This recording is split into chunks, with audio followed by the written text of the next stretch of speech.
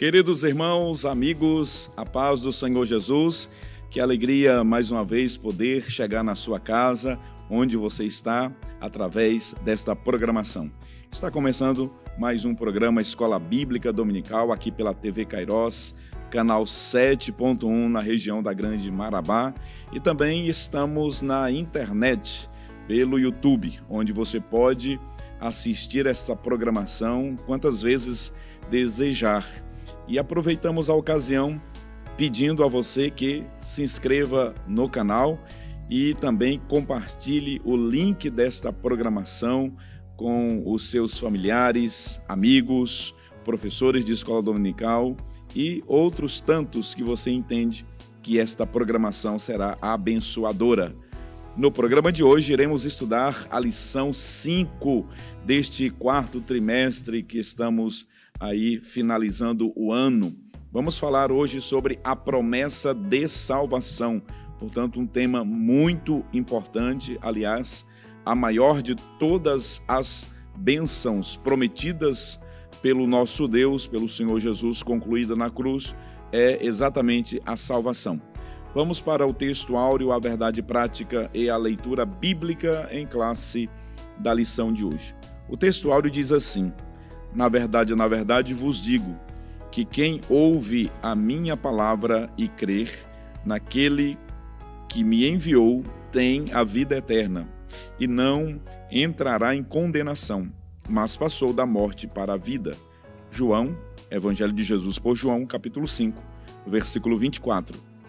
A verdade prática diz assim: a promessa da vida eterna é a maior bênção divina para todo aquele que crer em Jesus Cristo.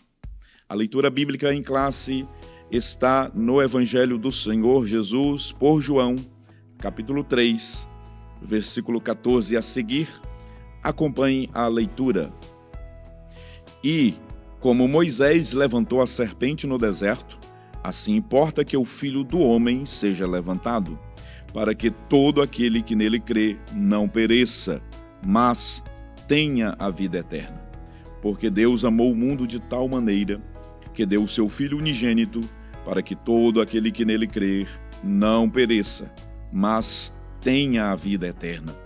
Porque Deus enviou o seu Filho ao mundo, não para que condenasse o mundo, mas para que o mundo fosse salvo por ele. Quem crer nele não é condenado, mas quem não crê já está condenado, porquanto não crê no nome do unigênito Filho de Deus. E a condenação é esta, que a luz veio ao mundo, e os homens amaram mais as trevas do que a luz, porque as suas obras eram más. Porque todo aquele que faz o mal aborrece a luz, e não vem para a luz para que as suas obras não sejam reprovadas. Mas quem pratica a verdade vem para a luz, a fim de que as suas obras sejam manifestas, porque são feitas em Deus. Vamos também para os objetivos da lição. O primeiro objetivo desta lição é explicar biblicamente a promessa da salvação. Depois nós vamos mostrar a natureza da promessa da salvação. E o terceiro objetivo é refletir a respeito da importância da promessa da salvação e a perseverança nela. Neste primeiro bloco do programa, nós iremos falar sobre a promessa da salvação. E 3 assuntos basicamente serão discutidos aqui na mesa. E o primeiro é uma maravilhosa salvação. Depois, o segundo ponto, a obra de salvação. E o terceiro ponto a ser abordado aqui por nós é o Salvador. Portanto, nós iremos, no programa de hoje, trabalhar este assunto, a promessa de salvação, conforme nós já temos observado pela leitura bíblica em classe. Se trata, evidentemente, da maior de todas as promessas já feita ao homem, a salvação, a vida eterna. De nada adianta uma vida próspera, saúde abundante, se não houver salvação. Portanto, nós estamos falando certamente da maior de todas as bênçãos. E para comentar a lição de hoje, com muita alegria, nós estamos aqui recebendo mais uma vez os nossos comentaristas, pastor Amarildo Coelho, o pastor Elias Gomes e o evangelista Wallace França. Pastor Amarildo Coelho, para o Senhor Jesus, que alegria tê-lo aqui mais uma vez. Seja bem-vindo, pastor. Para mim é sempre uma honra estar com vocês. É uma equipe que Deus tem levantado para ser instrumentos de Deus para abençoar o povo de Deus. E hoje um tema de muita importância para nós, que é a promessa da salvação. E na introdução, o pastor Elinaldo Renovato, ele diz que é um dos mais importantes temas das páginas da Bíblia. E ele faz um pequeno comentário quando ele diz que a obra da salvação, a obra salvífica de Cristo, é a coluna central no templo da redenção divina, é o sustentáculo que carrega a maior parte do peso, sem o qual a estrutura jamais poderia ter sido completada. Então, esta obra, ela é realmente completada através da obra salvífica por Cristo Jesus, nosso Senhor. Maravilha. Pastor Elias Gomes, o tema hoje é soteriologia e a verdade prática muito bem enfatizou a maior bênção divina para todo aquele que crê em Cristo. Exatamente, pastor Epaminondas, a paz do Senhor, evangelista Wallace, pastor Amarildo e todos os nossos irmãos que estão aí do outro lado da tela nos assistindo. É um momento glorioso porque nós estamos estudando a maior das promessas. Nós estamos estudando sobre aquilo que, digamos que, numa maior profundidade, justifica o nosso ingresso e a nossa permanência na vida cristã. O senhor já falou que nós temos promessas de cura e veremos ao longo desse trimestre, entre outras promessas, mas João, escrevendo na sua primeira epístola, capítulo de número 2, versículo 25, evangelista Wallace, que ele diz: e esta é a promessa que ele nos fez, a vida eterna. O apóstolo Paulo também disse: se nossa vida consistisse apenas aqui, nessas coisas desta vida, nós seríamos os mais miseráveis homens da terra. Portanto, o que nos torna verdadeiramente rico, o que nos torna verdadeiramente esperançoso, o que nos torna verdadeiramente felizes, é a promessa da salvação em Cristo Jesus. Maravilha. Evangelista Wallace França, Paz do Senhor Jesus, seja bem-vindo mais uma vez ao programa. Hoje o tema é soteriológico, promessa de salvação. A gente vai aprender sobre a natureza dessa promessa e também sobre a perseverança. Que alegria mais uma vez recebê-lo aqui. Paz do Senhor Jesus, pastor Epaminondas, pastor Elias, pastor Amarildo, é uma grata satisfação, como o pastor Amarildo falou, mas é mais grato ainda a todos nós, né? Porque nós temos a presença do pastor Amarildo conosco mais uma vez, e a gente vai explorando esses dons que Deus dá a ele. Certamente hoje um tema muito especial, o tema paradigma, a lição paradigmática que nós dissemos, é a lição que ela é a mais importante, a mais relevante para todo o trimestre, onde nós estudaremos o que fundamenta verdadeiramente a nossa fé, a nossa busca pela nossa salvação. Nós já tratamos sobre as bênçãos para a igreja, as bênçãos para Israel, as promessas de salvação para ambos, mas hoje a gente vai tratar especificamente sobre um tema muito relevante, que é a da soteriologia, e creio que nós cresceremos muito em graça e em conhecimento também. Que bênção, que maravilha, não é, pastor Amarildo?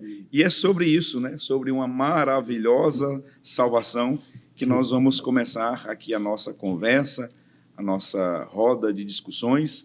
Eu quero convidar o pastor Amarildo para iniciar, pastor Amarildo, falando sobre esta maravilhosa salvação, pastor. Que maravilhosa salvação. João, na sua primeira epístola, capítulo 3, versículo 1, ele diz: vede quão grande amor nos tem concedido o Pai, que fôssemos chamados filhos de Deus. Pastor Epaminondas, pastor Wallace, pastor Elias, é um dos temas que permeiam toda a Bíblia Sagrada.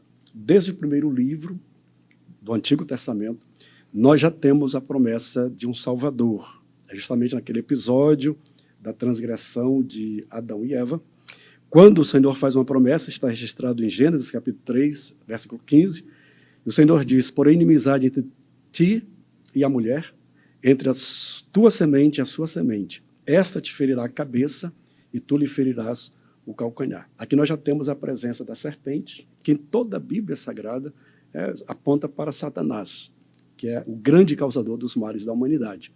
O autor ele traz um episódio que está registrado no capítulo 21 de Números, e nós percebemos que a presença dessas serpentes ardentes vem em razão do desprezo que eles dão à provisão de Deus para as suas vidas. Isso está registrado em Números 21, 5, quando eles dizem: a nossa alma tem fastio deste pão tão vil. Ora, aquele pão apontava para Cristo, mas eles não conseguiram perceber. Em razão de terem desprezado este favor de Deus, aparecem então as serpentes ardentes que conseguem causar males, morte. É quando vem a palavra de Deus a Moisés para que levante a serpente de bronze, e aí nós precisamos, caros colegas, falar um pouco sobre o assunto, juntos, né?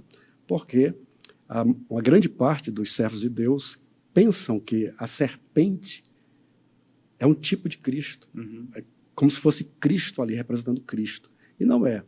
O que eu entendo é que o Senhor está dizendo para a nação de Israel que aquele mal que está sobre eles será vencido lá na cruz. A razão das suas chagas, a razão da morte, a razão daquela maldição será um dia vencida lá na cruz do Calvário. Aí Jesus, quando vem à terra, ele diz: assim como Moisés levantou a serpente no deserto, importa que o Filho do Homem seja levantado. E aí eu quero trazer para os irmãos que está em Colossenses, no capítulo 2, o versículo 15, ou versículo 14, que diz: havendo riscado a cédula que era contra nós nas suas ordenanças, a qual de alguma maneira nos era contrária, e atirou do meio de nós, cravando-a na cruz. Agora veja o versículo 15. E despojando os principados e potestades, os expôs publicamente, deles triunfou em si mesmo. Então foi o que Cristo fez. Quer dizer, tudo que era contra nós, Cristo levou lá para a cruz e os venceu ali na cruz do Calvário. E Jesus chegou a dizer o seguinte: quando eu for levantado da terra, atrairei todos para mim. Então, essa promessa da salvação, ela se cumpre no nosso Senhor e Salvador Jesus Cristo. Que maravilha. Pastor Amarildo e os demais, evangelista Wallace, pastor Elias, esse tema que é levantado agora é um tema hermenêutico, né? Da tipologia bíblica, e eu acho muito interessante a abordagem do pastor Amarildo, porque, de fato, a serpente, ela nunca na Bíblia, ela é um tipo de Cristo, né? Pode ser considerada uma figura de Cristo. Lá em Gênesis 3, a serpente aparece, mas claramente ali é uma ação de Satanás. Quando nós lemos o último livro da Bíblia, a serpente também aparece, no capítulo 12, versículo 9. O apóstolo João identificou Satanás como a antiga serpente. Ali, naquela ocasião de Números 21, e Jesus faz menção daquele acontecimento, fica muito claro ali que a serpente, ela foi, de fato, vencida na cruz através do julgamento do próprio Deus sobre o seu Filho. Paulo, escrevendo aos Coríntios, segunda carta de Paulo aos Coríntios, 5:21, aquele que não conheceu o pecado, está falando de Jesus, Jesus, o fez pecado por nós, para que nele fôssemos feitos justiça de Deus. Ou seja, sobre Cristo, pastor Marildo, estavam todos os nossos pecados, né? A maldição que recairia sobre nós estava sobre Jesus. Ele, o Deuteronômio diz, né? Maldito todo aquele que for pendurado no madeiro. Ele levou sobre ele as nossas maldições. Sim. E aí, pastor Elias, eu gostaria que vocês também comentassem alguma coisa nesse aspecto. Pastor Epaminondas, vou pedir permissão para o pastor Elias aqui. Quando a gente aborda essa temática da tipologia bíblica, a gente sempre encontra um olhar de surpresa quando a gente está no púlpito ministrando sobre tipologia bíblica. Quando nós estamos ministrando ali, olha, Jeremias é um tipo de Cristo no Antigo Testamento, José é um tipo de Cristo no Antigo Testamento. As pessoas ficam se perguntando, mas é possível nós compararmos um ser humano a Cristo Jesus? Aí a gente vai explicar que aquilo faz parte de uma tipologia bíblica. E o senhor trouxe de forma muito relevante essa questão sistemática, essa questão de uma interpretação, de uma exegese. E para nós conversando aqui em off, fica muito estranho nós fazemos essa tipologia, esse simbolismo, essa representação de Cristo a uma serpente de bronze no deserto. E nós temos vários outros textos que eles vão na mesma direção do nosso pensamento. Se nós nos lembrarmos, no segundo livro dos Reis, na altura do capítulo 18, diz que o rei Ezequias destruiu postes ídolos e destruiu a serpente que Moisés haveria levantado no deserto.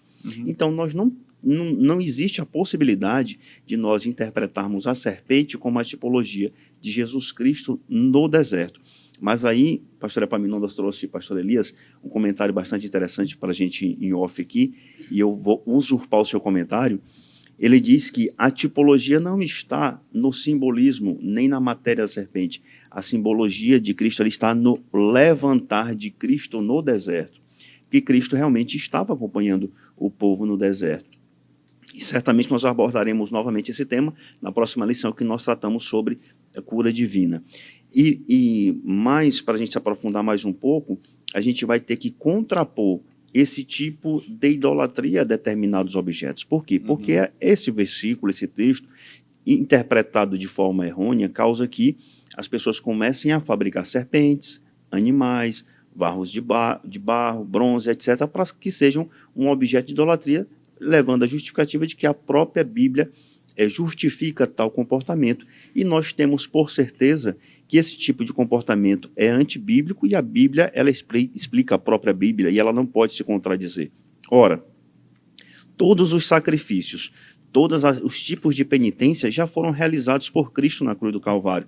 Então não há necessidade que nós fabriquemos ídolos de barro, de bronze, para que nós o adoremos. Eu penso dessa forma. Muito bem. Pastor Elias Gomes, ainda dentro dessa temática, ainda dentro desse ponto de vista que nós estamos analisando aqui, hermenêutico, né, dessa tipologia da serpente, percebe que lá no deserto as pessoas eram mordidas, os israelitas eram mordidos e morriam por conta do veneno.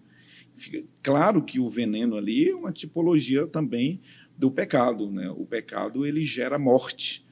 Mais uma razão, com base no que o pastor Amarildo falou, o evangelista Wallach também, pastor Amarildo, pastor Elias, para nós não identificarmos aqui, desse ponto de vista tipológico, a serpente como figura de Cristo, pastor Elias. Exatamente.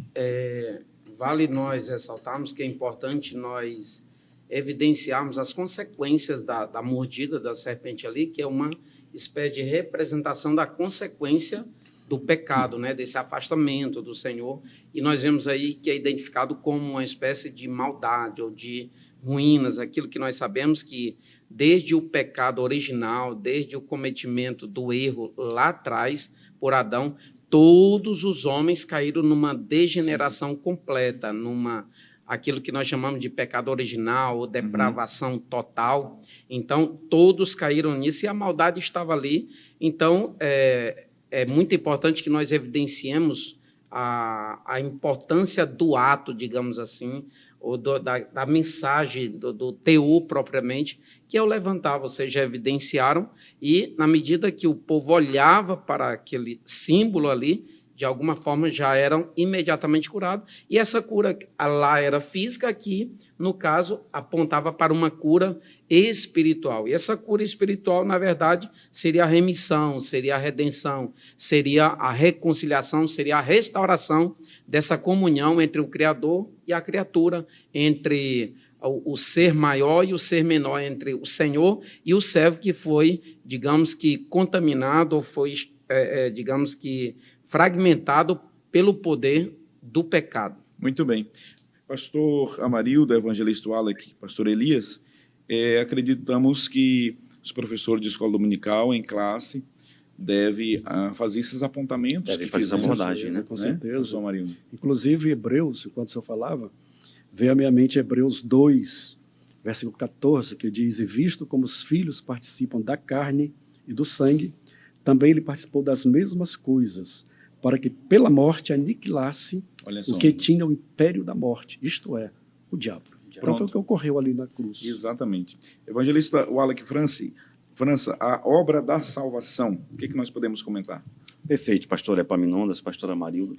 Quando nós tratamos sobre a obra da salvação, pastor Elias Gomes, a gente fica pensando, meu Deus, o que nós vamos tratar sobre a obra da salvação? É tão ampla, é tão maravilhosa, é tão bem-aventurada, é tão bonito nós tratarmos, e a gente fica tentando pautar o nosso comentário aqui em fatores mais importantes. Mas, em linhas gerais, pastores, a obra da salvação é tudo aquilo que Jesus ele realizou e ensinou para levar uma raça pecadora à comunhão com um Deus santo. A partir daquele pecado original, aquele pecado ocorrido no Éden, há uma separação da comunhão do homem com Deus. E essa separação, era necessário que ela fosse resgatada, a união entre o Criador e o criado, entre o ser completo e o incompleto. O pastor Elias tratou bem aqui. Mas, acima de tudo, também, é uma obra, a obra da salvação, ela visa, como está escrito na carta do apóstolo Paulo aos Colossenses, como a saída, né, do pecador dentre o poder das trevas do pecado. Aí nós tocamos num assunto muito sublime, que é o fato das pessoas interpretarem a obra de Cristo Jesus como a libertação do pecado, e as pessoas nos perguntam, mas e aí? O pecado ainda existe no mundo. Jesus ele pagou os pecados na cruz do Calvário, mas nós estamos em meio ao pecado. Aí cabe a nós explicarmos, principalmente aos professores em sala de aula, que o fato de nós termos o pecado ainda no mundo não diminui a obra de Cristo no Calvário, pelo contrário, ele nos livrou da escravidão do pecado. Hoje o pecado ainda habita, mas escravos nós não somos. E isso é a interpretação da obra da salvação. A obra da salvação, ela pastor Elias Gomes, ela envolve vários termos. Ela aborda um tema chamado redenção, expiação, propiciação, imputação. Então, é uma obra complexa, mas também uma obra completa. Cristo fez tudo. Em linhas gerais, ele fez tudo o que poderia fazer. Estava salvando a humanidade naquele episódio da cruz do Calvário, assim, preconizado no Antigo Testamento. Quando nós lemos o texto de Efésios, no capítulo 2, no versículo 13, que nós percebemos que o apóstolo Paulo escreve que nós éramos, por natureza, filhos da ira. Isso nos leva a crer que toda a humanidade, pastor Epaminondas, ela nasce morta espiritualmente. E aí pode soar pesado para o meu irmão que assiste na televisão.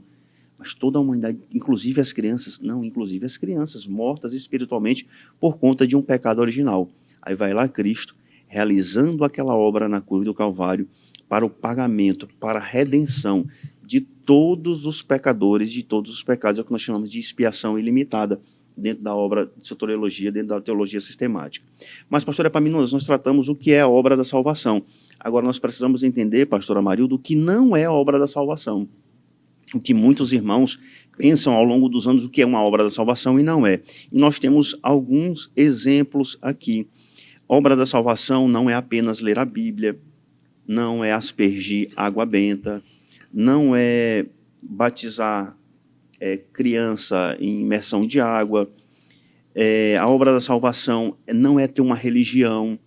A obra da salvação não é você estar restrito a uma igreja local, não. A obra da salvação ela é muito mais ampla, ela tem uma amplitude que não tem começo, não tem meio, nem fim. É uma obra atemporal completa do Deus Pai.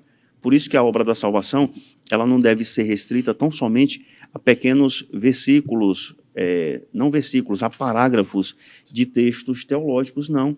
É uma vivência de prática, uma conscientização de que hoje nós continuamos tendo pecado no mundo, mas nós não vivemos sob a égide, sob a escravidão do pecado, como o próprio apóstolo Paulo nos escreve.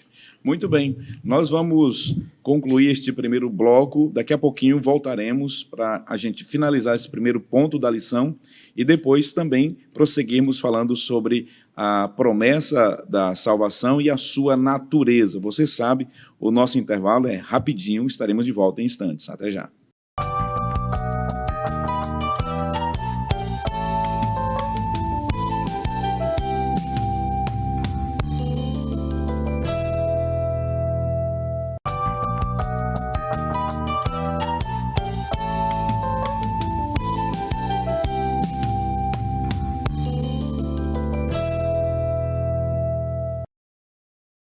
Já estamos de volta com o segundo bloco do programa Escola Bíblica Dominical e queremos aqui agradecer a Deus por sua vida. Que toda sorte de bênçãos do Deus de Israel seja sobre você, sua casa e toda a sua família. Obrigado por sua companhia. Permaneça conosco. Você que ligou seu televisor agora, onde você estiver, no trabalho, você que está em qualquer outra repartição pública, obrigado por nos assistir. Deus te abençoe, tá bom? Vamos dar sequência ao primeiro ponto da lição para a gente finalizar este primeiro ponto, onde falamos inicialmente a promessa de salvação. E aí comentamos sobre uma maravilhosa salvação, abordamos com profundidade sobre a tipologia bíblica que está evidenciada aqui na figura dessa serpente, que ficou muito claro que não pode, de modo algum, ela ser aqui uma figura de Cristo. E falamos sobre a obra da salvação. Agora eu quero convidar o pastor Elias para falar sobre o Salvador. Pastor Elias, falamos da obra da salvação e não se pode falar de uma obra de salvação sem falar aqui na pessoa central, né? Na pessoa do Senhor Jesus. Fale sobre o Salvador. Muito bem, pastor Epaminondas. Nós vemos que falar de obra tem que ter um obreiro, inclusive aquele que executa a obra, né? Nós vemos que Cristo é o obreiro principal e essencial. O que é essencial? É aquilo que não pode faltar, é aquilo que é indispensável, é aquilo que é inevitável na consolidação de algo.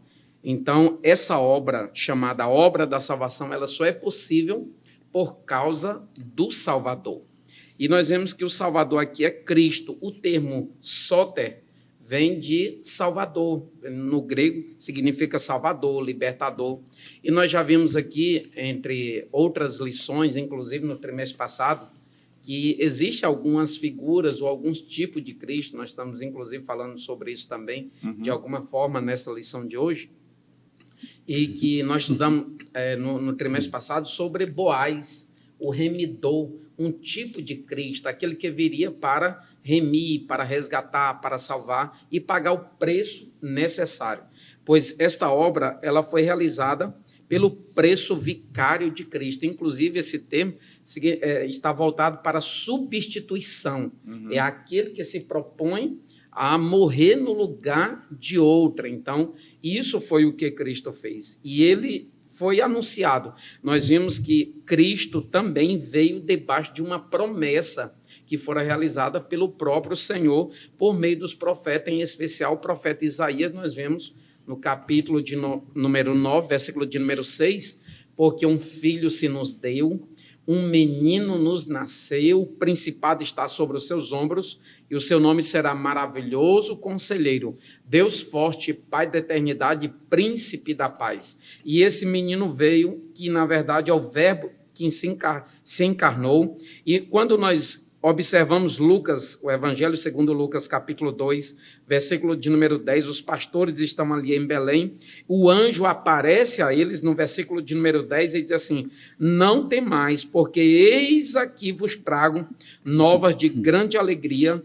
que será para todo o povo, pois na cidade de Davi vos nasceu hoje o Salvador, que é Cristo, o Senhor. Eu gosto, às vezes, pastor Epaminondas, de observar determinados detalhes. Aqui não fala um Salvador, evangelista Wally, como muitos acreditam que existem outros meios de salvação ou outros viés pelos quais as pessoas, um pecador, possa ser salvo. Nós afirmamos categórica e veementemente de que só há um meio pelo qual o homem pode ser salvo, que é por meio de Cristo Jesus. Portanto, ele é o Salvador. Já falou com muita firmeza o apóstolo Pedro, pregando em Atos, capítulo de número 4, versículo de número 12, dizendo que em nenhum outro há salvação, porque também debaixo do céu nenhum outro nome há dado entre os homens, pelo qual devamos ser salvos, senão por Jesus. E muito conhecido também o versículo de número 5, pastor Amarildo, do capítulo de número 2 de 1 Timóteo, diz assim, porque há, do verbo haver, inclusive, há um só Deus e um só mediador entre Deus e os homens, Jesus Cristo, Aí tem uma vírgula para fazer ênfase que está se direcionando ao homem. Então, nós estamos evidenciando que, inclusive, pastor Epaminondas, é importante que, antes de nós recebermos a salvação, nós atentemos para nutrir um relacionamento indispensável com o Salvador. A salvação, ela é consequência. Primeiro, eu concebo o Salvador, para depois eu desfrutar da certeza de salvação. Há muitas pessoas que querem a bênção, mas não querem o abençoador. Querem a salvação, mas não querem o Salvador. Não querem se submeter ao Senhor, propriamente dito. Então, nós vemos que todo ser humano, desde o princípio, não por pecado experimental, não por pecado de execução pessoal, mas pelo pecado original, todos os homens, indistintamente, todos carecem e precisam do Salvador. Nós vimos que lá em Romanos 3:23, esta realidade é muito clara, que todos os homens precisam, pelo fato de estarem afastados do Senhor, e só há um meio pelo qual nós podemos nos aproximar do Senhor, nosso Deus, é por meio de Cristo Jesus. Portanto, aquela ideia de que há a possibilidade de um outro ente celestial intervir por nós, nos ajudar no processo de salvação e etc., ou alguém que possa intermediar para que nós nos cheguemos ao Senhor Pai, não existe. Só existe por meio de Cristo. É o único, portanto, é um caminho único. E nós temos que evidenciar isso categoricamente todas as vezes que tratarmos de Cristo Jesus na condição de o Salvador, o Remidor. Maravilha. Vamos para o resumo do primeiro ponto da lição, que diz o seguinte: a salvação é um precioso presente de Deus para todos os que creem em seu Filho. Jesus Cristo, portanto, é um presente maravilhoso de Deus, porque Deus amou o mundo de tal maneira que Deus entregou um maravilhoso presente, o Salvador. Vamos para também agora o segundo ponto da lição, e eu quero chamar o mapa mental, que contém o resumo do que nós vamos falar a partir de agora, no segundo bloco deste programa. Falaremos a respeito da natureza, a natureza da promessa de salvação. Nós vamos abordar a justificação, é o primeiro aspecto, né, dessa natureza, depois a regeneração e a santificação.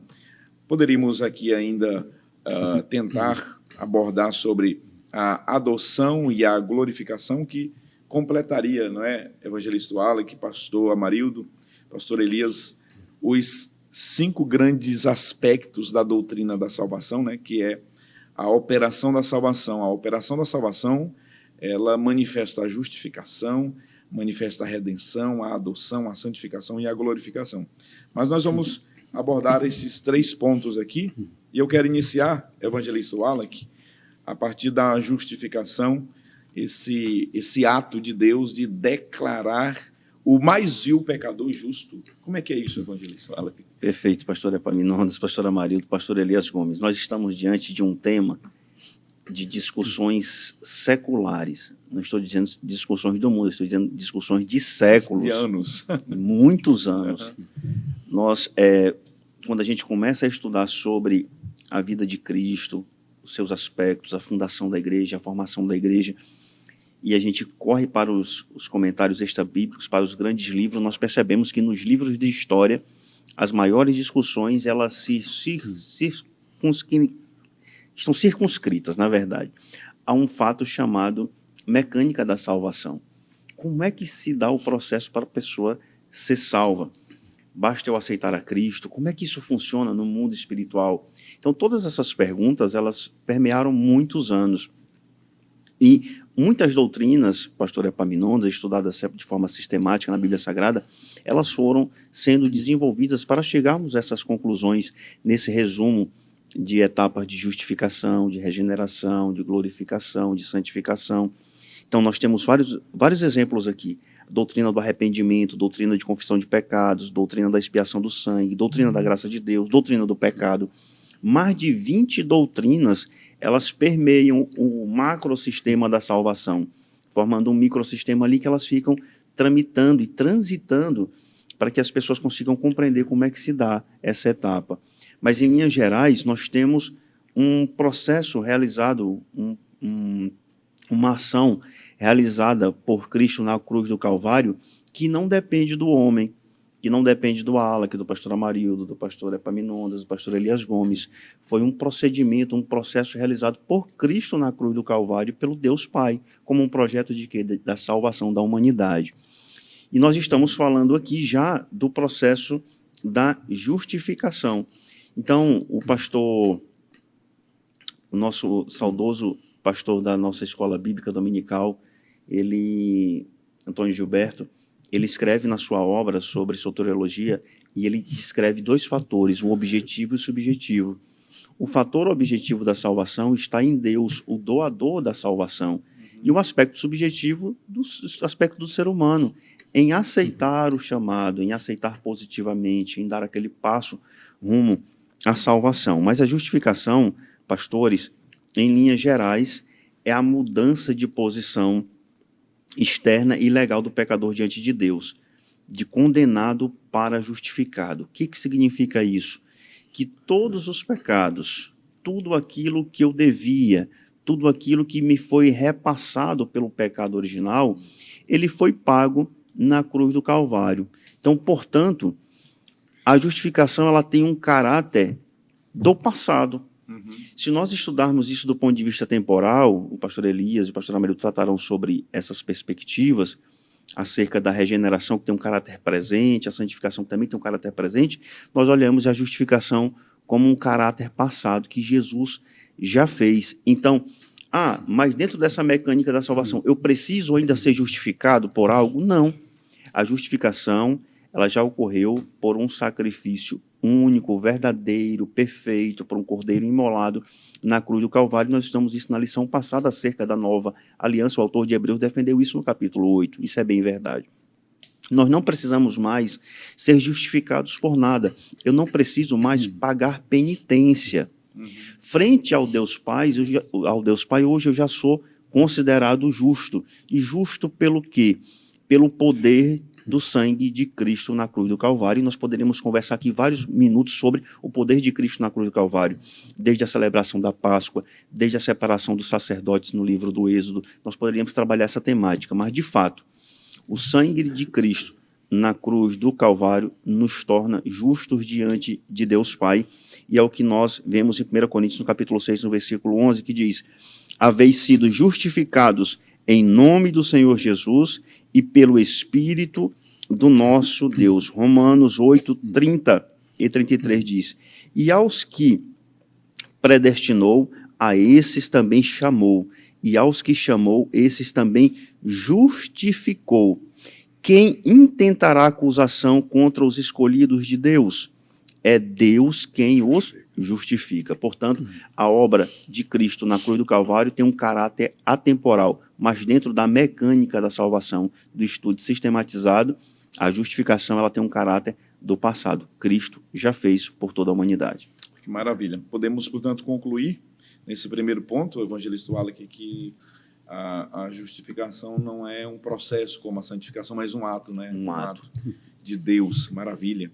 Pastor Elias Gomes. É o que nós dizemos, pastor Epaminondas, no direito, de ato jurídico perfeito.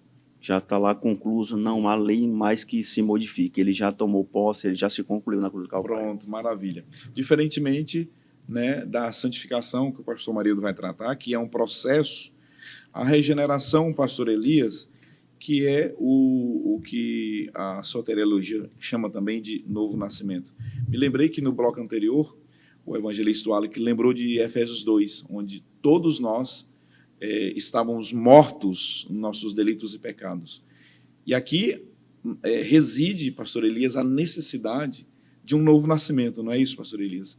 É por conta exatamente que todos nós estávamos mortos e é o novo nascimento que processa, né, essa nova vida, essa nova natureza no homem. Fale sobre isso, pastor. Exatamente, pastor Epaminondas. Nós vemos que a doutrina da regeneração é uma das doutrinas mais importantes, que é, digamos que uma doutrina dentro da doutrina da soteriologia, né? E nós vemos que, em linhas gerais, significa nascer de novo. É uma mudança de mentalidade de forma radical que acontece e é operada na vida da pessoa por meio ou mediante o Espírito Santo de Deus. E é claro que isso só acontece se a pessoa, de fato, der lugar, se a pessoa, de fato, reagir positivamente às proposituras da parte de Deus para a sua própria vida. Quando nós vemos o nascer de novo, parece algo estranho, parece um pouco esquisito, né? Como queria que a forma que Nicodemos entendesse, ele mesmo estipulando, como pode eu voltar ao ventre da minha mãe e nascer novamente? E aí o Senhor disse, o que nasce da carne é carne, mas o que nasce do Espírito é Espírito. E o Senhor estava falando justamente que esse nascimento, ele não é físico propriamente, ele é abstrato, ele acontece da natureza, é a natureza que deve ser moldada. E nós vemos que cada doutrina dessa, evangelista Wallace, o senhor já abordou, que forma-se um conjunto de doutrinas dentro de uma só, dentro da soteriologia, nós vemos que tudo isso, pastor Amarildo, é por causa da forma como o pecado se apresenta. Quando o pecado se apresenta como uma enfermidade, o Senhor é a cura. Quando o pecado se apresenta como um crime que torna o sujeito criminoso, o Senhor lhe justifica e lhe absolve, lhe torna agora justo. Quando a pessoa tem a natureza corrompida ali, de modo que só um novo nascimento é que seria, digamos que, suficiente para tratar aquela ruína causada no caráter da pessoa. Então, é como que fosse um mal que está lá na fonte. Sim. A mudança do caráter é a mudança da essência, da fonte da vida da pessoa. Então, não é uma mudança estereótipa, não é nascer de novo, aquilo que nós chamamos de conversão. A mudança por completo, ela tem duas facetas, tem a conversão e a regeneração. Há quem até chame assim, essa mudança estereótipa, que é consequência daquela que acontece no interior, ela é chamada de conversão, mas ela necessariamente deve ser uma consequência da regeneração. Ou seja, toda mudança, biblicamente falando, de forma legítima, ela deve necessariamente acontecer de dentro para fora e nunca de fora para dentro. Quando ela acontece de fora para dentro, ela é obra de homem, ela é obra de pessoas, ela é obra de manipulação humana. Agora, quando ela acontece de dentro para fora, é Deus operando por meio do Espírito, é Deus atuando na intimidade da pessoa, onde só a palavra, por meio do Espírito, é que encontra lugar. Pastor Elias Gomes, me permite, os teólogos, eles chamam, né, de o problema radical da humanidade, ou seja, o problema está na raiz. Exatamente. A cura deve vir a partir da raiz, né, aquilo que o senhor está falando, né, internamente. A gente pode entender, pastor Elias, a partir dessa maravilhosa explicação, que os comportamentos das pessoas, principalmente aquelas que se julgam religiosas, cristãs, esses comportamentos manifestos, estereotipados, vai dizer se a raiz dessa pessoa ela foi sarada ou não. É mais ou menos isso, a regeneração vai apontar para os frutos dessa árvore? Exatamente, pastor Epaminondas. Nós poderíamos dizer aqui, a grosso modo, que eu me inseri digamos que numa entidade ou numa organização religiosa. Eu posso, logo de início ali, por uma questão de conveniência e de capricho, adotar os hábitos litúrgicos ou por assim dizer, os costumes, o comportamento do povo ali, aparentemente, só por uma questão de conveniência, mas, na verdade, não mudou-se interiormente falando. Ou seja, essa mudança ela não é concebível, ela não é bíblica. Na verdade, não se está dizendo aqui também que um verdadeiro regenerado não tem uma mudança exterior, porque tem. Sim. Então, nós estamos dizendo aqui que é possível a pessoa ter uma mudança exterior e não ter uma mudança interior. Mas é impossível que ela nasça de novo e não haja uma mudança exterior, como fruto, como evidência do nascimento que aconteceu lá dentro, do novo nascimento.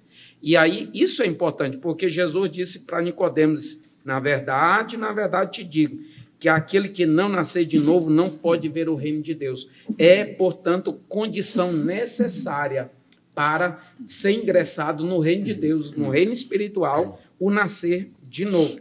E nós vemos o próprio apóstolo Paulo dizendo assim que, se alguém está em Cristo, nova criatura é. As coisas velhas se passaram e tudo se fez novo. Nós estamos falando aqui de mudança que gera frutos, e frutos permanentes, frutos evidentes mesmo. Arrependimento, né? Mudança de conduta mesmo. Quem mentia não mente mais, quem adulterava se prostituía, não se prostitui mais, quem era trapaceiro aos outros, não faça isso mais. Enfim, é uma mudança propriamente dita, não de mudanças de uso e costume, etc. Isso aí também se muda, mas é consequência da verdadeira regeneração. Muito bem. Professores de escola dominical, vocês podem usar como base bíblica de tudo que o pastor Elias comentou aqui, além das referências que foram citadas por ele. Primeira epístola de Pedro, capítulo 1, versículo 3, esse versículo é maravilhoso. Esse versículo aqui é muito importante. Bendito seja o Deus e Pai de nosso Senhor Jesus Cristo, que segundo a sua grande misericórdia, nos gerou de novo. Tem outra versão que diz nos regenerou. Essa aqui é a corrigida, nos gerou de novo, um novo nascimento, para uma viva esperança pela ressurreição.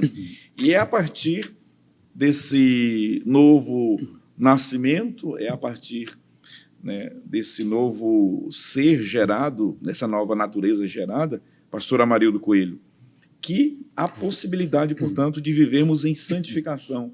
Não é isso, pastor Amarildo? Fale sobre esse terceiro ponto.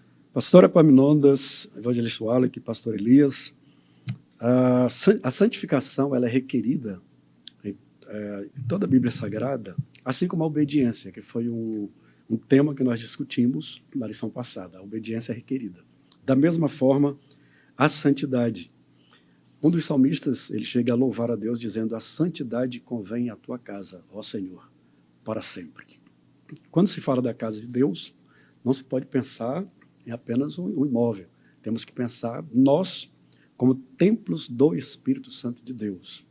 A partir do momento que fomos justificados, como o senhor bem expôs, evangelista Wallace, fomos regenerados, agora o processo da santificação, que, segundo o autor, ele nos mostra que dá de duas maneiras. A primeira maneira é a maneira posicional, que é o momento que nós confessamos a Cristo, nós somos perdoados de todos os pecados, somos purificados de todos os pecados. E a segunda maneira é a maneira progressiva. Lembro-me, então, de um provérbio de Salomão que diz que o caminho do justo é como a luz da aurora, que vai brilhando, brilhando, brilhando até ser dia perfeito. Há um comentário do nosso pastor que eu acho muito interessante, preciso ler para os irmãos. Ele diz o seguinte: todos os filhos de Deus que creem nessa promessa não podem viver de qualquer maneira. Não podem, quero dar ênfase, não podem viver de qualquer maneira, sem santidade, sem ter o devido cuidado com sua conduta diante de Deus e do mundo. Também não podemos nos esquecer de que a salvação é obra divina. Dependemos dele, da sua misericórdia, do seu favor para conosco, pecadores perdidos. Vejam só, é um processo progressivo. E esse processo se dá como, pastor Epaminondas? O escritor diz que, através da oração e da palavra, a criatura é santificada. No Antigo Testamento, Deus requeria do sumo sacerdote, além de todos aqueles rituais de purificação. Vocês lembram que na sua mitra, que vinha sobre a sua cabeça, na frente da mitra, estava escrito santidade ao Senhor. Isso para que ele não se esquecesse, como quer dizer, estava na mitra, mas na cabeça, como quer dizer, esteja na vossa mente, santidade ao Senhor. E aí, meus pastores, eu me alegro quando o próprio Cristo vem e na sua oração sacerdotal, ele ora ao Pai e diz ao Pai: Pai, eles não são do mundo, como eu do mundo não sou. A santidade é para nos diferenciar do mundo. O mundo tem as suas culturas, O mundo tem as suas filosofias, mas a cultura de Deus é outra. A sabedoria de Deus é diferente da sabedoria do mundo. Tiago chega a dizer que a sabedoria do mundo ela é terrena, animal, diabólica. A sabedoria que vem do alto, ela é primeiramente pura, pacífica, moderada, tratável, cheia de misericórdia, de bons frutos, sem parcialidade e sem hipocrisia. Meu Deus, é algo muito profundo. Aí Jesus, quando diz ao Pai que nós não somos do mundo, aí entra aquilo que o senhor falou, pastor Wallach, que como pode nós sermos perdoados por Deus de todos os nossos pecados, mas vivemos no mundo do pecado? Aí Jesus vem com a sua oração e diz, Pai, eu não te peço que os tire do mundo, mas que os livre do mal. Aí vem a oração, um dos momentos da oração que eu me alegro, diz, Pai, santifica-os na verdade. A tua palavra é a verdade. Então convém a nós crentes termos essa consciência que o evangelho não pode ser vivido na superficialidade. Não pode ser vivido apenas nas águas que batem no tornozelo. Existem águas mais profundas, que batem nos joelhos, que batem nos lombos, e que, enfim, por fim, nós chegamos a nadar, né? Então, essa é a complexidade, a profundidade desta salvação, dessa promessa da salvação. E aí, pastor Epaminondas, para concluir, eu vou falar isso muitas vezes aqui, pastor. Fale. Que teria sua permissão. Quantas vezes o senhor desejar. A santidade. Aqui o senhor é o nosso decano. A santidade traz no seu bojo o fruto do Espírito. Não tem como fugir do fruto do Espírito. O verdadeiro cristão que está alcançando essa santidade, embora saibamos através de Paulo, em Filipenses ele diz que nós não chegaremos à perfeição. Diz, irmãos, eu não julgo que haja alcançado a perfeição, mas uma coisa eu faço, esquecendo-me das coisas que para trás ficam, avanço para as que estão dentro de mim. Mas aí ele chega a dizer, aos Gálatas, capítulo 5, 22, ele diz, o fruto do Espírito é... Eu gostaria que os irmãos que estão assistindo completassem, né?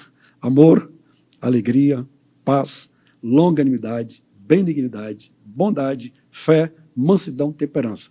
Aí, Paulo diz, contra estas coisas não há lei. E aí trago a lembrança, evangelista Wallach, mais uma vez que eu disse na lição passada. Nenhuma condenação há para os que estão em Cristo Jesus, né? Posicionados e em uma santidade progressiva. Os que andam e vivem no Espírito, produzindo o fruto do Espírito. Meu Deus, que maravilha. Rapaz, a vontade era de estender aqui. De prolongar, né? Meu Deus, que maravilha, que glória. Mas vamos concluir para a gente ir para o intervalo. E a nossa conclusão é com base na sinopse aqui da revista. Podemos compreender a natureza da promessa de salvação estudando alguns aspectos salvíficos dessa grande obra, justificação, regeneração e santificação. Não saia daí. Depois do intervalo, nós iremos falar sobre promessa e perseverança na salvação. Até já.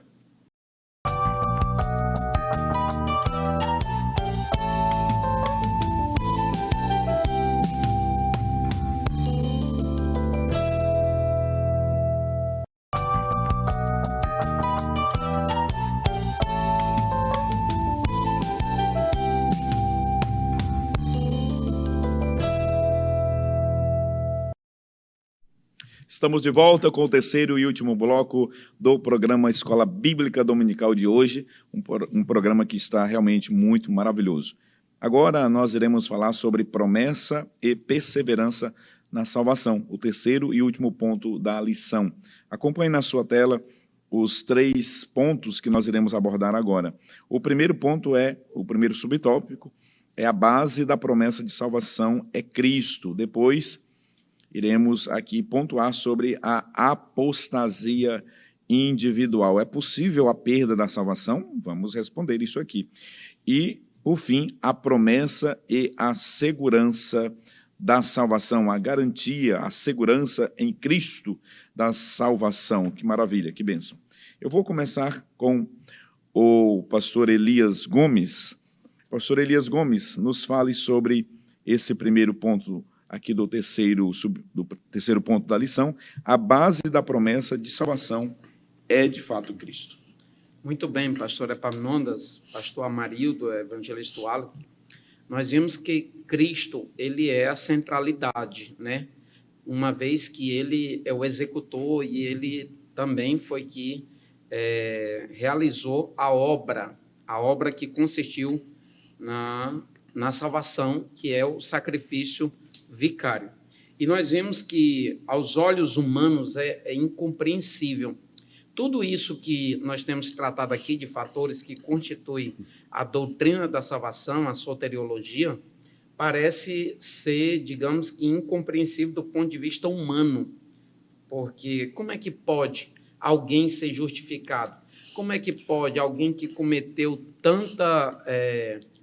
digamos que tantos males contra um ser perfeito e eternamente justo e santo, que é o Senhor, agora ter o direito de reconciliação, ter a sua dívida paga, ter a sua culpa retirada e tornar-se uma pessoa absolvida? Então, tudo isso dá um nó na perspectiva humana. Se a pessoa procurar entender pelas lentes humanas, ela nunca vai compreender a obra da salvação.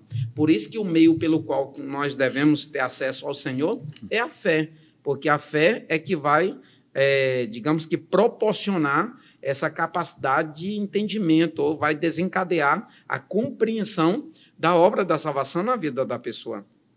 Quando eu observo, por exemplo, a justificação, no mundo espiritual, ou, aliás, no mundo físico, no mundo onde as pessoas se relacionam com as outras, que nós chamamos de plano horizontal, não tem mudança nenhuma, aparentemente, no ato da justificação.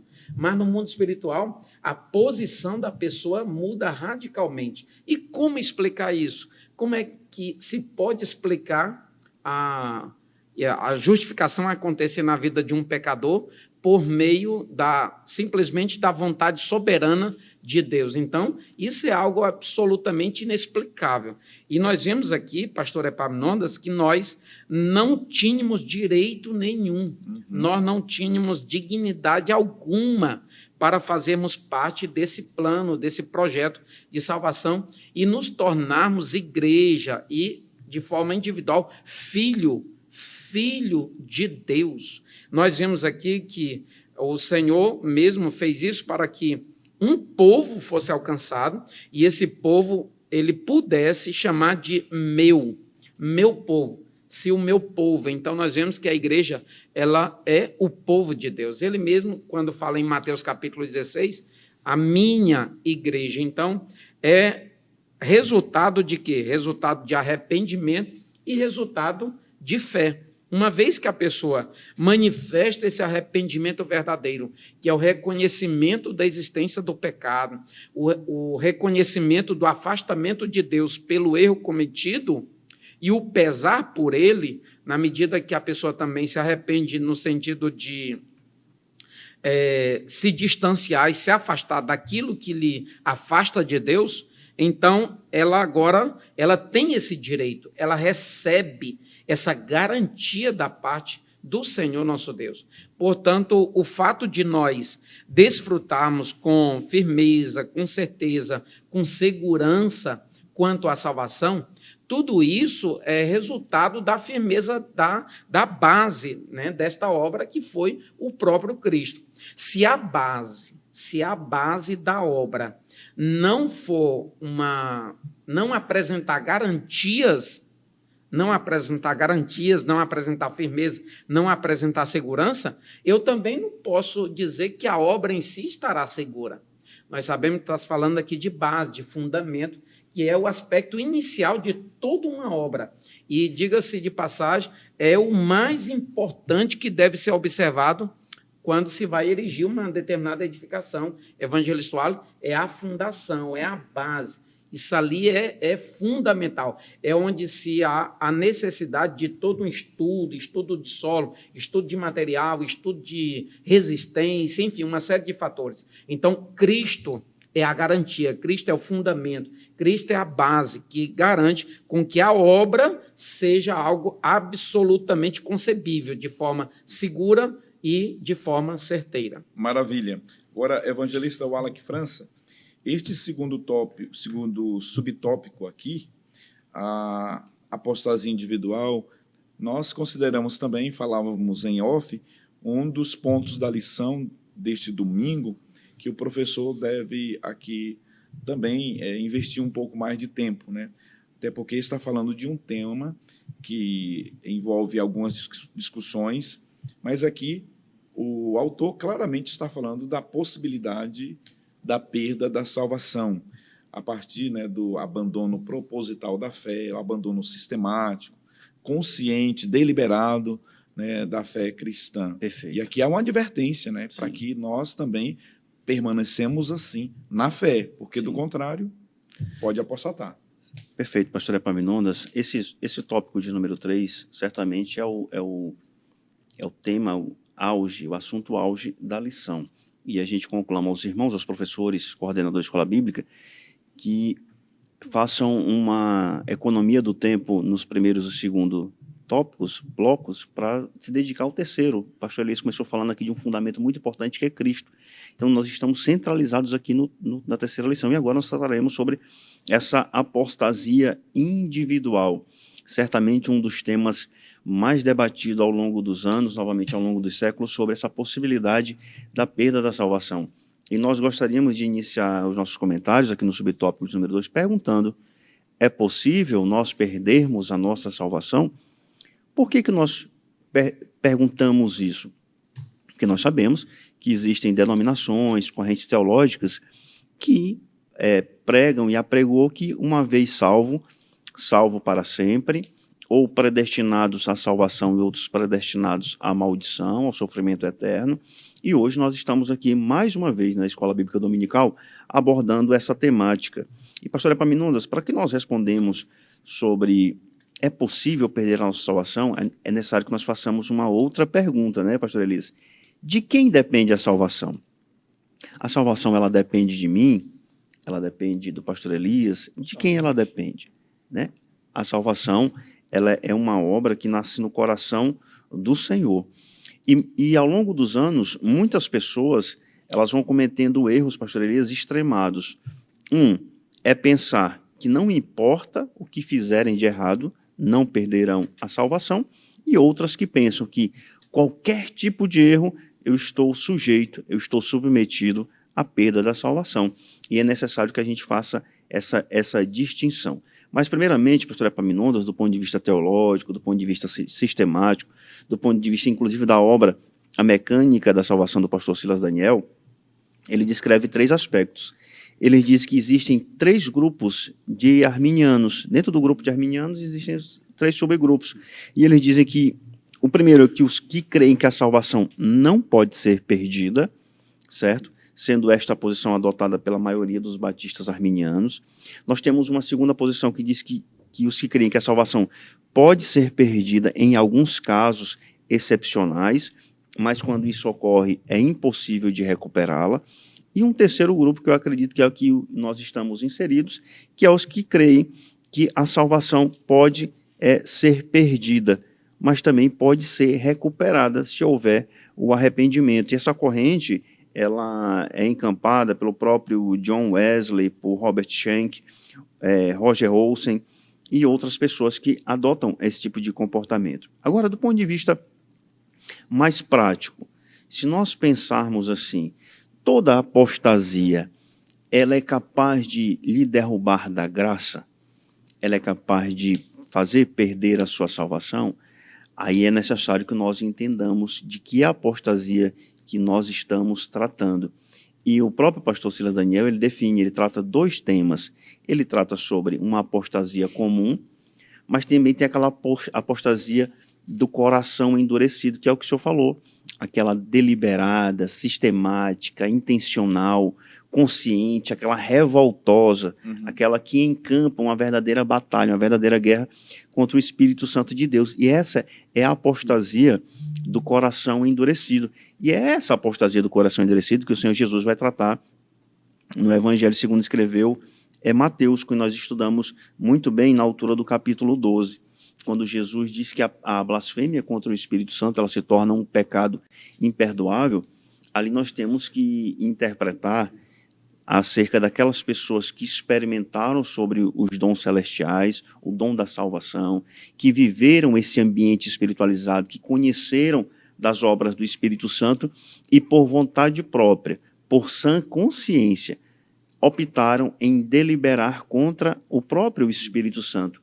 Esses, nós percebemos que eles não querem mais o perdão. Eles não querem ser perdoados. Se eles não querem ser perdoados, certamente eles não alcançaram essa misericórdia, elas não alcançarão o perdão. Nós temos um outro exemplo, pastor Amarildo, o exemplo do próprio Judas, que traiu a Jesus. E em Mateus, no capítulo 27, nos versículos 4 e 5, diz assim, ó, dizendo, pequei traindo o sangue inocente. Isso é Judas dizendo.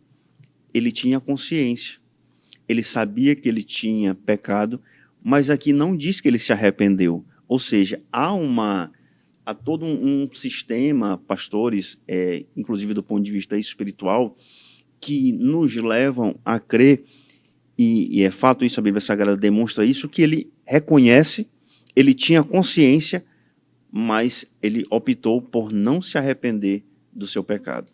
Se eu provei do dom celestial da salvação, se eu provei dos dons espirituais, se eu profetizei, se eu preguei, se eu cantei. Hebreus no capítulo 6 trata sobre isso.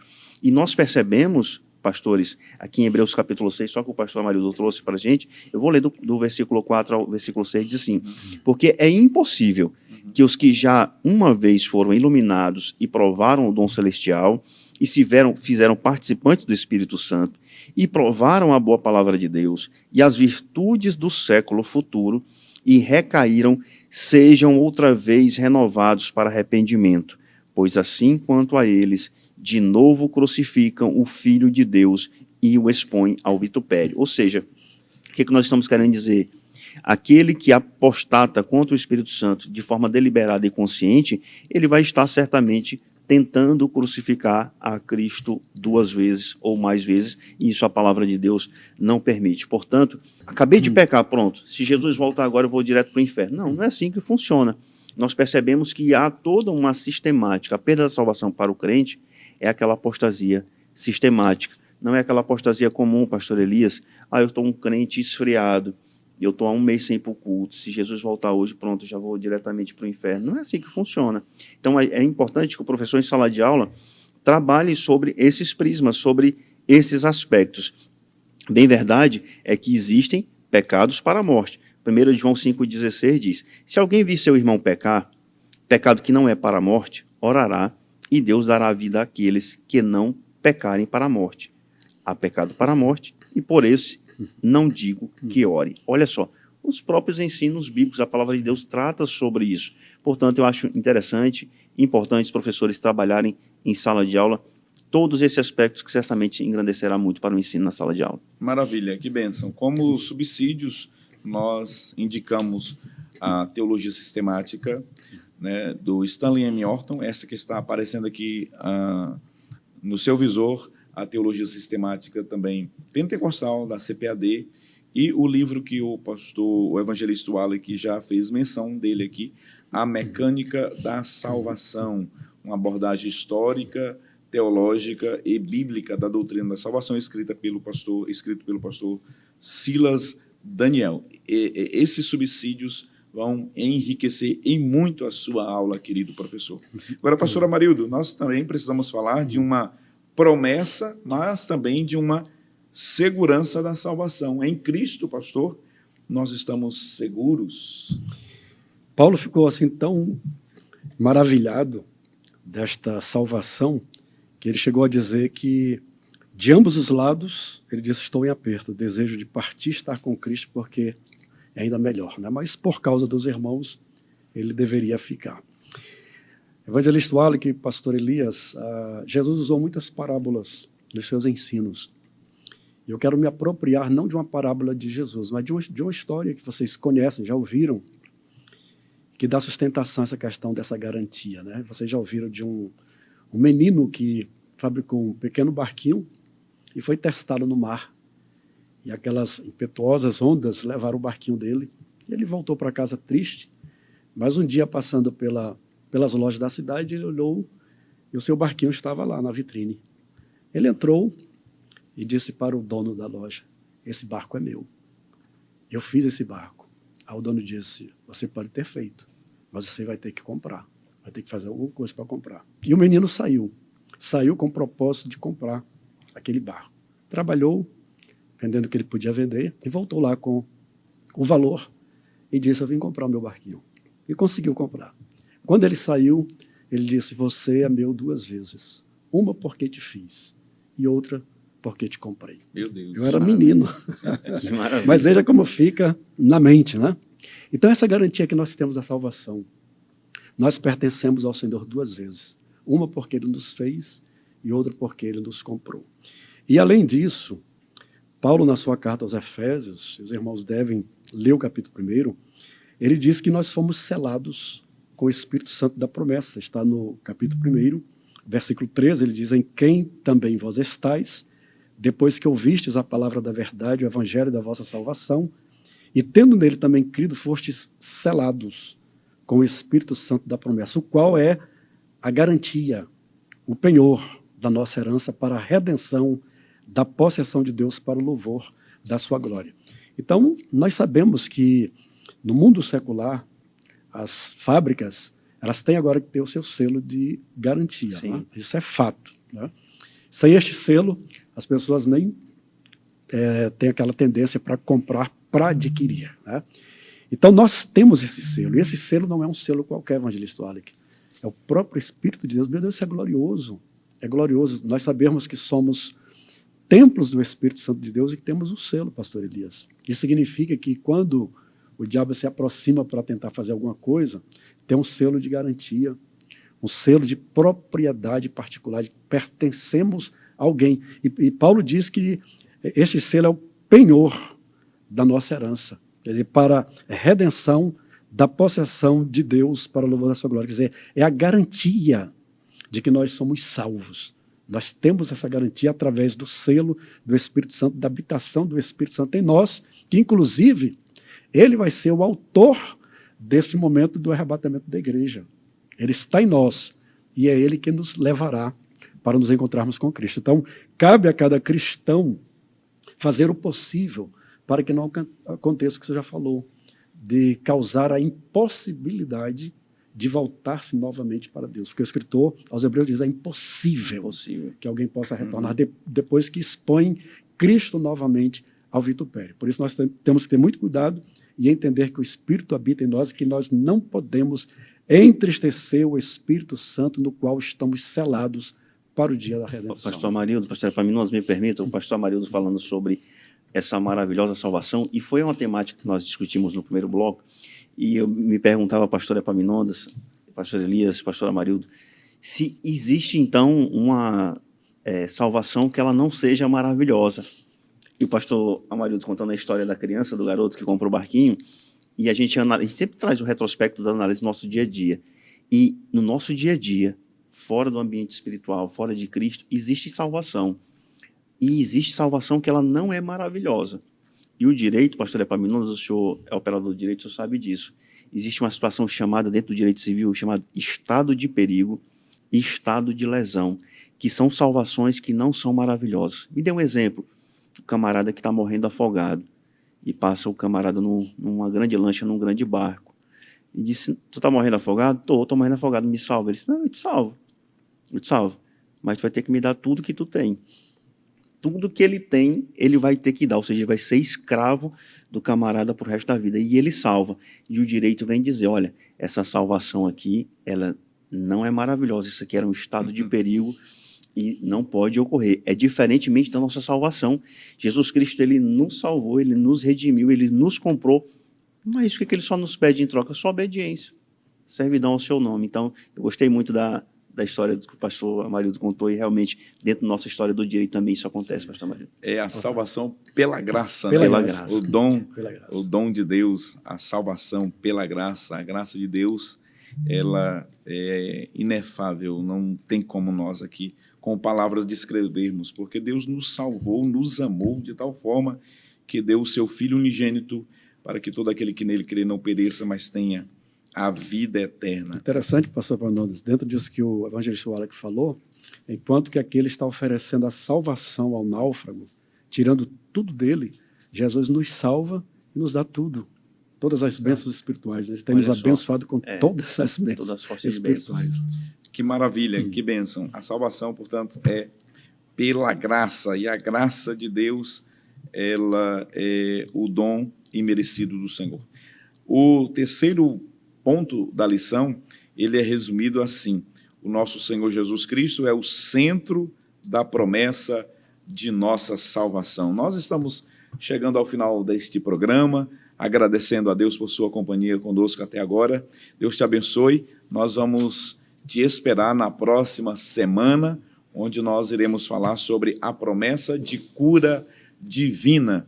Obrigado a todos, obrigado à sua família, obrigado a você, obrigado à sua casa. Deus te abençoe, tá bom? Que você tenha uma semana muito abençoada e não se esqueça de ir presencialmente à Escola Bíblica Dominical, tá bom? Você não pode deixar de frequentar a congregação no domingo pela manhã, porque a Escola Dominical, como diz o nosso querido pastor Antônio Gilberto, é a maior e melhor escola do mundo.